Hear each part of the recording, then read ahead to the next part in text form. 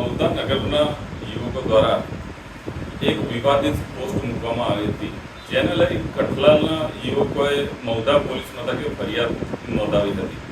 જે બાદ યુવકો કઠલાલ પરત જઈ રહ્યા હતા તે દરમિયાન મૌદા કઠલાલ રોડ પર કેટલાક તત્વો દ્વારા તેઓની કાર પર હિચકારો હુમલો કરવામાં આવ્યો હતો. જોકે પોલીસ સાથે હોવાથી પોલીસે બચાવ કરી યુવકોને હેમખેમ કઠલાલ પરત મોકલ્યા હતા, પરંતુ તે બાદ એ અસામાજિક તત્વો દ્વારા એ કઠલાલના યુવકોની કારનું કચ્ચર ગાણ વાળી દેવામાં આવ્યું હતું, જેને લઈ ઘટનાને લઈ જિલ્લાની મોટાભાગની પોલીસ મૌદા પહોંચી હતી અને સાથે સાથે ખેડા પોલીસ અધિક્ષક પણ મૌદા આવી ગયા હતા. તે બાદ મૌદામાં શાંત માહોલ જોવા મળ્યો હતો, પરિસ્થિતિને કાબૂમાં લેવામાં આવી હતી.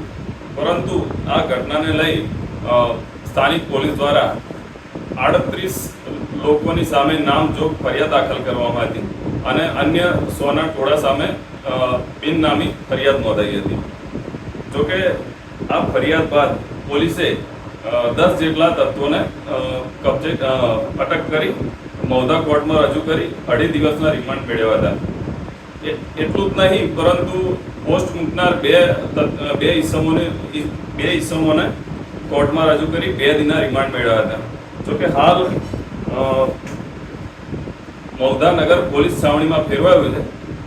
બીજી તરફ બંને કોમના તહેવાર હોવાથી હાલ પોલીસે ચુસ્ત બંદોબસ્ત રાખ્યો છે, પરંતુ નગરમાં તહેવાર જેવી સ્થિતિ જોવા મળી.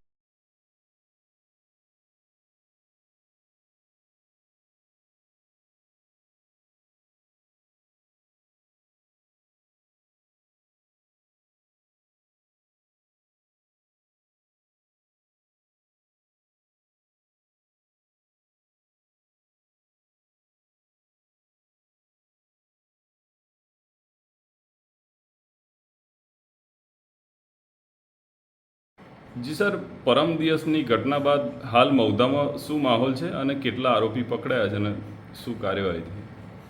પરમ દિવસે જે ઘટના બની એમાં પોલીસે તાત્કાલિક ત્વરિત એક્શન લઈ અને પરિસ્થિતિને કંટ્રોલમાં લઈ લીધેલી, શાંતિ સ્થાપેલી અને એમાં જે 3 ગુના દાખલ થયેલા, એક સોશિયલ મીડિયા પોસ્ટને લગતા અને અન્ય 2 ગુના ટોળાને લગતા દાખલ થયેલા. એમાં ટોટલ 12 આરોપીની ધરપકડ કરવામાં આવેલી છે અત્યાર સુધીમાં. એ લોકોને નામદાર કોર્ટમાં પ્રોડ્યુસ કરી રિમાન્ડ મેળવવામાં આવેલ છે. સોશિયલ મીડિયાવાળા ગુનામાં 2 દિવસના રિમાન્ડ મળેલ છે, અન્ય ગુનાની અંદર 2.5 દિવસના રિમાન્ડ મળેલ છે. હાલ તપાસ પોલીસ ઇન્સ્પેક્ટર ચૌધરી કરી રહ્યા છે. અને એ સિવાય સૌથી અગત્યની બાબત, આજનો દિવસ ઈદ મિલાદના જુલુસનો છે અને આવતીકાલે ગણેશ વિસર્જનના મુખ્ય તહેવાર છે. તો આ બંને દિવસે પોલીસ બંદોબસ્ત જેટલા સેન્સિટિવ પોઈન્ટ છે તમામ જગ્યાએ ખૂબ સારી રીતે ગોઠવવામાં આવેલો છે. ડ્રોન સર્વેલન્સ ચાલુ છે.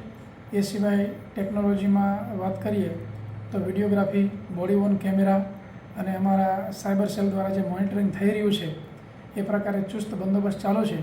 લોકો પોતાનો તહેવાર શાંતિથી ઉજવે અને એક જવાબદાર નાગરિક તરીકે પોતાની ફરજ નિભાવે એવી તમામ પાસેથી અપેક્ષા છે.